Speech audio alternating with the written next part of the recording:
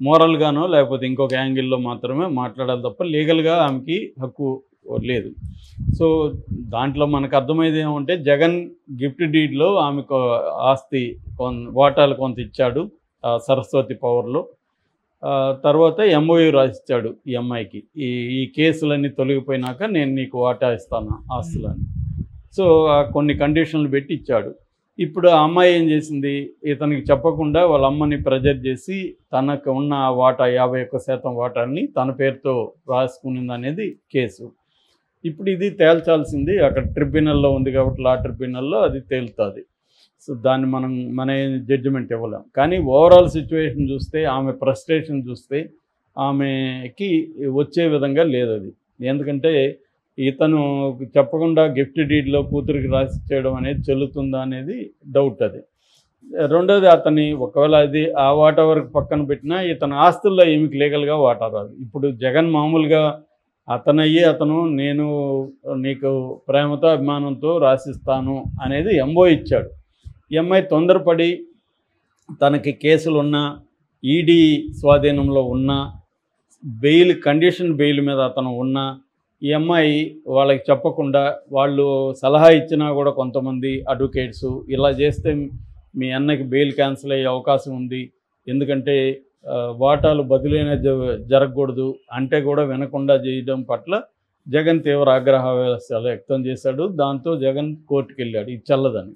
ఎందుకంటే Jagan point of view ఏంటంటే, ఇప్పుడు ఇది కానీ నేను గమ్మునుంటే రేపు దీని మీద ఎవడో ఒకరు కోర్టుకు వెళ్తారు, ఇతను ఆస్తులు సైలెంట్గా చేస్తున్నాడు, బెయిల్ కండిషన్ని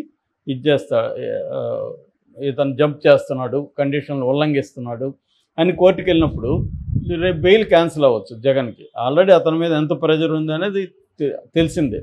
సో అది బెయిల్ క్యాన్సిల్ అయితే జైల్లో పోయి కూర్చోవాలి. అందుకని జగన్ నేను కంటెస్ట్ చేయకపోతే ఇదే అనేది అతని పాయింట్ ఆఫ్ వ్యూ. దాన్ని ఏముంటుంది, తల్లి మీద కోర్టుకు పోయినోడు నువ్వు కొడుకా అని ఈ యాంగిల్, అంటే తమిళ మెలో డ్రామా యాంగిల్ తీసుకొచ్చి సెంటిమెంటలైజ్ చేసి మాట్లాడుతుంది తప్ప అతని పాయింట్కి సమాధానం ఇవ్వట్లేదు. అది నెంబర్ 1. నెంబర్ 2, ఇంకొంత ఎక్స్ట్రీమ్కి వెళ్ళి సునీతారెడ్డిని కూడా వీళ్ళు చంపేస్తారు అంటే జగన్ పేరు డైరెక్ట్గా చెప్పలేదు కానీ అవినాష్ రెడ్డి చంపించేస్తాడు అన్నట్టుగానే మాట్లాడింది ఇండైరెక్ట్గా. అవినాష్ రెడ్డి బయట ఉంటే సునీతారెడ్డి ప్రాణాలకి ప్రమాదం అంటే అర్థం ఏంటి? అవినాష్ రెడ్డి సునీతారెడ్డి ప్రాణాలు తీస్తాడు, ఎందుకంటే ఆల్రెడీ 6 మంది సాక్షులను చంపేశారు.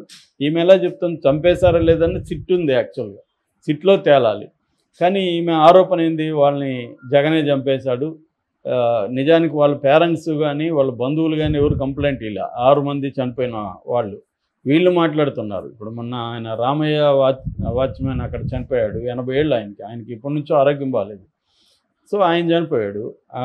అట్లాగే ఇంకొంతమంది చనిపోయారు. దాంట్లో వాళ్ళెవరు వాళ్ళ పేరెంట్స్ నిజానికి వాళ్ళల్లో కొంతమంది మా వాళ్ళ హెల్త్ బాగాలేక చనిపోయినారని చెప్తున్నారు. అయినా సరే వీళ్ళు రాజకీయంగా తెలుగుదేశం దాన్ని ఇంకా పిండదామని ఆలోచిస్తుంది కాబట్టి చెప్తుంది. ఇప్పుడు ఈమె మళ్ళీ వచ్చి Avinash Reddy already Avinash Reddy bail cancel చేయమని సునీత సుప్రీంకోర్టుకి వెళ్ళింది.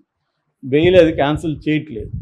సో నువ్వు లీగల్గా పోరాడకుండా దీన్ని వచ్చి మళ్ళీ జగన్ మీద చేయడం అంటే అర్థం ఏంటంటే ఆమె మొత్తం గోల్ అంతా కూడా జగన్ని బదనాం చేయాలన్న ఆలోచన ఉంది తప్ప కాంగ్రెస్ని అభివృద్ధి చేద్దామన్న ఆలోచన లేదు అనేది చాలామంది విమర్శిస్తున్నారు. ఎందుకంటే కాంగ్రెస్ పార్టీలో ఉన్న వాళ్ళని చాలామంది జగన్ లాక్కునే కార్యక్రమం ఆల్రెడీ చేస్తున్నాడు.